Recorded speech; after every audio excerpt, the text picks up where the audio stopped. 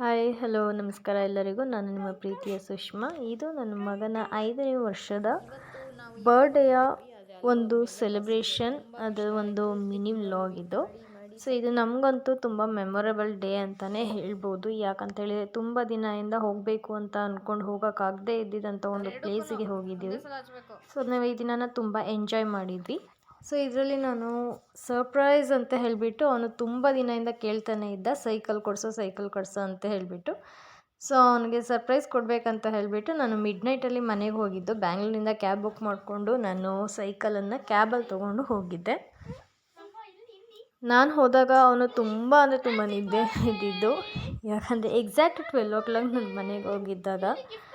So ತುಂಬ ನಿದ್ದೆಯಲ್ಲಿದ್ದ. ಅವನಿಗೆ ಅಮ್ಮ ಬಂದಿದ್ದೀನಿ ಅಂತ ಹೇಳಿದ್ರು ಅವನಿಗೆ ಒಂದು ಎದ್ದು ನೋಡಬೇಕು, ಮಾತಾಡಿಸ್ಬೇಕು ಅನ್ನೋದಿಲ್ಲ. ಯಾಕಂದರೆ ತುಂಬ ನಿದ್ದೆ ಮಾಡ್ತಾಯಿತ್ತು ಮಗು.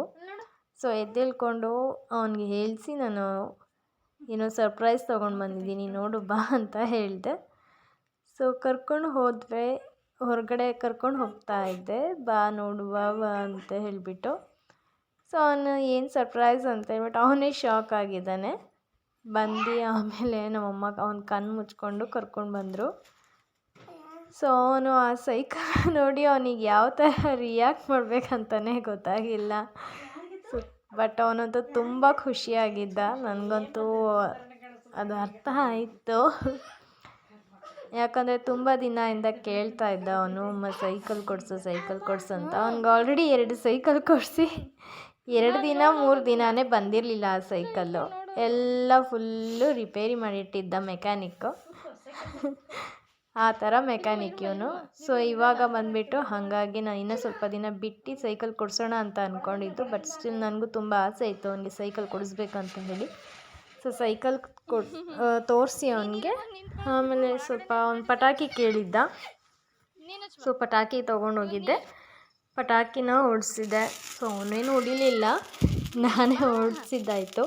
ಅವ್ನು ನೋಡ್ಕೊತ ನಿಂತ್ಕೊಂಡಿದ್ದ. ಬಟ್ ಅವ್ನು ತುಂಬ ಹ್ಯಾಪಿಯಾಗಿದ್ದ. ಅವನಿಗೆ ಪಟಾಕಿ ಅಂದರೆ ತುಂಬ ಇಷ್ಟ, ಇದೆಲ್ಲ ನೋಡೋದಕ್ಕೆ ಇಷ್ಟ. ಬಟ್ ಅವನು ಯಾವತ್ತೂ ಅದನ್ನು ಹಚ್ಚೋದಿಲ್ಲ. ಸೊ ನಾವು ಪಟಾಕಿ ಎಲ್ಲ ಹಚ್ಚಿ ತುಂಬ ಖುಷಿಯಾಗಿದ್ದಂಥ ದಿನ ಅದು.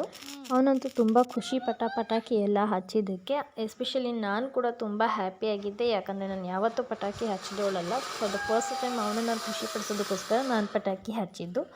ಸೊ ಮಾರ್ನಿಂಗ್ ಎಲ್ಲೂ ಹೋಗೋ ಪ್ಲ್ಯಾನ್ ಇರಲಿಲ್ಲ. ಬಟ್ ಸಡನ್ನಾಗಿ ನಮ್ಮಮ್ಮ ದಸರಿಘಟ್ಟಕ್ಕೆ ಹೋಗೋಣ ಅಂತ ಪ್ಲ್ಯಾನ್ ಮಾಡಿದರು. ಸೊ ನಾವು ರೆಡಿಯಾಗಿ ಓಕೆ ಅಂತ ಹೇಳಿಬಿಟ್ಟು ದಸರಿಘಟ್ಟಕ್ಕೆ ಹೋದ್ವಿ. ಇದು ತಿಪ್ಟೂರು ಬಸ್ ಸ್ಟ್ಯಾಂಡಲ್ಲಿ ಕೂತ್ಕೊಂಡು ಬಸ್ಸಿಗೆ ವೆಯ್ಟ್ ಮಾಡ್ತಾಯಿದ್ವಿ.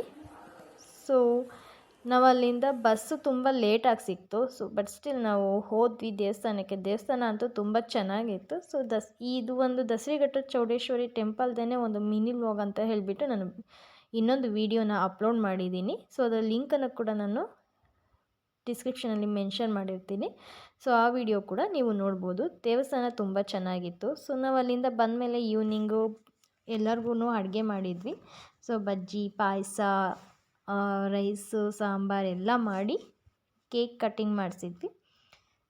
ಸೊ ಅವ್ನಿಗೆ ಆ್ಯಕ್ಚುಲಿ ಕೇಕ್ ಕಟ್ ಮಾಡಿಸೋ ಪ್ಲ್ಯಾನ್ ಏನು ಇರಲಿಲ್ಲ. ಬಟ್ ಸ್ಟಿಲ್ ಮಾಡಿಸ್ಬೇಕು ಅಂತ ಹೇಳಿ ಲಾಸ್ಟ್ ಮೂಮೆಂಟಲ್ಲಿ ಅಂದ್ಕೊಂಡ್ವಿ. ಸೊ ನಾವು ಹಾಗಾಗಿ ಅವ್ನ ಕೇಕ್ ಕಟ್ಟಿಂಗ್ ಕೂಡ ಮಾಡಿಸಿದ್ವಿ. ತುಂಬ ಹ್ಯಾಪಿಯಾಗಿದ್ದ. ಬಟ್ ಅವನಂತೂ ಕೇಳ್ತಾ ಇದ್ದ, ಕೇಕ್ ಕಟ್ ಮಾಡಲೇಬೇಕಂತ ಹೇಳಿದ್ದ ಅವನು. ಹಾಗಾಗಿ ಕೇಕ್ ಕೂಡ ನಾವು ಕಟ್ ಮಾಡಿಸಿದ್ವಿ. ತುಂಬ ಹೆದರ್ಕೊಳ್ತಾನೆ ಎಲ್ಲದಕ್ಕೂ. ಇವಾಗ ಹೆದರ್ಕೊಳ್ತಾನೆ, ಬಟ್ ಒಂದೊಂದು ಸಲ ನಮ್ಮನ್ನೇ ಎದುರಿಸ್ತಾನೆ.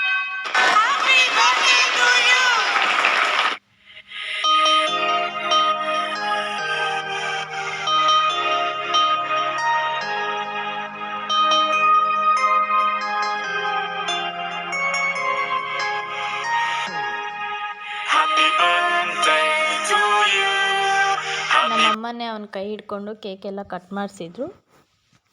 ಸೊ ಕೇಕ್ ಕಟ್ ಮಾಡಿಸಿ ಅವರು ವಿಶ್ ಮಾಡಿದರು. ಮತ್ತು ನಮ್ಮ ಅಜ್ಜಿ, ನಮ್ಮ ಅತ್ತೆ, ನಮ್ಮ ಮಾಮ ಅವರೆಲ್ಲ ಇದ್ದರು. ಸೊ ಈ ಸಲ ನಾನು ಯಾರನ್ನೂ ಕರೆದಿರಲಿಲ್ಲ ನಾವು ಜಾಸ್ತಿ. ಸೊ ನಾವು ಮಾತ್ರ ಮನೆಯವ್ರು ಮಾಡ್ಕೊಂಡಿದ್ವಿ ಅಷ್ಟೇ. ಸೊ ಅವರೆಲ್ಲ ಕೇಕ್ ಕಟ್ ಮಾಡಿಸಿ ಅವರು ಕೂಡ ಕೇಕ್ ಅವನಿಗೆ ತಿನ್ನಿಸಿ ತುಂಬ ಖುಷಿಯಾಗಿದ್ವಿ ಅವತ್ತು ಎಲ್ರೂ. ಸೊ ಅದಾದಮೇಲೆ ಎಲ್ರಿಗೂ ಅಡುಗೆ ಮಾಡಿದ್ವಲ್ಲ, ಸೊ ಊಟ ಬಡಿಸಿ ನಾವು ಕೂಡ ಊಟ ಮಾಡಿ ನೈಟು ಮಲ್ಕೊಂಡ್ವಿ. ಸೊ ಇದಿಷ್ಟು ನನ್ನ ಮಗನ 5ನೇ ವರ್ಷದ ಬರ್ಡೇಯ ಸೆಲೆಬ್ರೇಷನ್ನ ಒಂದು ಮಿನಿ ವ್ಲಾಗ್ ಆಗಿತ್ತು. Thank you so much. Please subscribe my channel, like, share. Thank you. Bye.